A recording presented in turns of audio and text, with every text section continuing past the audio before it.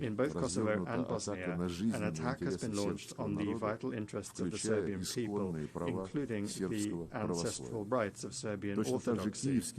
Similarly, the Kiev regime, which seized power as a result of an anti-constitutional coup organized by the West in 2014, has set a course for the elimination of the canonical Ukrainian Orthodox Church and the legislative eradication of the Russian language in all spheres, in education, culture, and the media.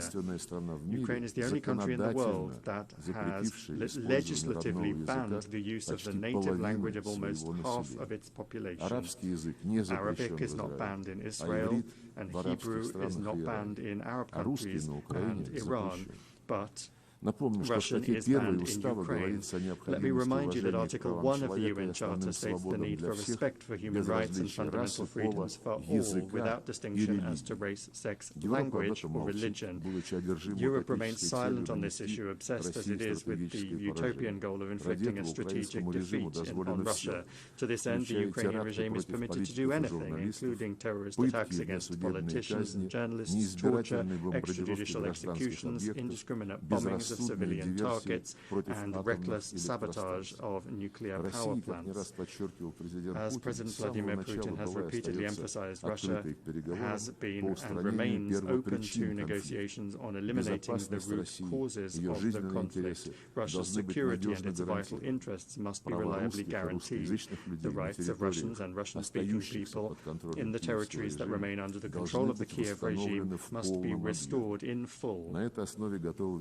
On this basis, we are ready to discuss security guarantees for Ukraine. So far, neither Kiev nor its European sponsors seem to realize the gravity of the situation or to be willing to negotiate honestly. The North Alliance continues to expand right up to assurances give leaders to not a single inch to the east.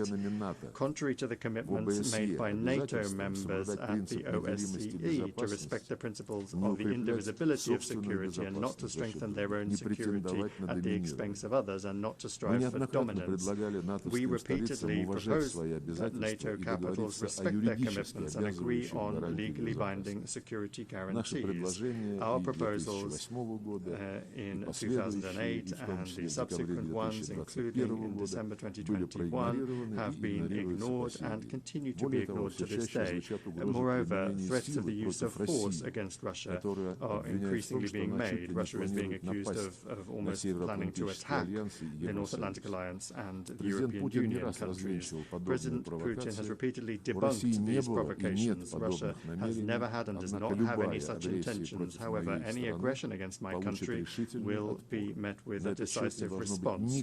There should be no doubt about this among those in NATO and the EU, who not only are telling their voters that war with Russia is inevitable and are forcing them to tighten their belts, but are also openly talking about preparations for an attack on our Kaliningrad Oblast and other Russian territories.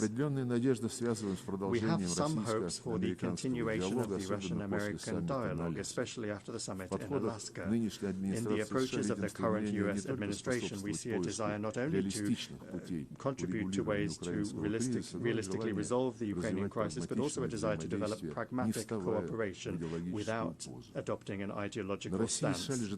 Russia and the U.S. bear a special responsibility for the state of affairs in the world and for avoiding risks that could plunge humanity into a new war.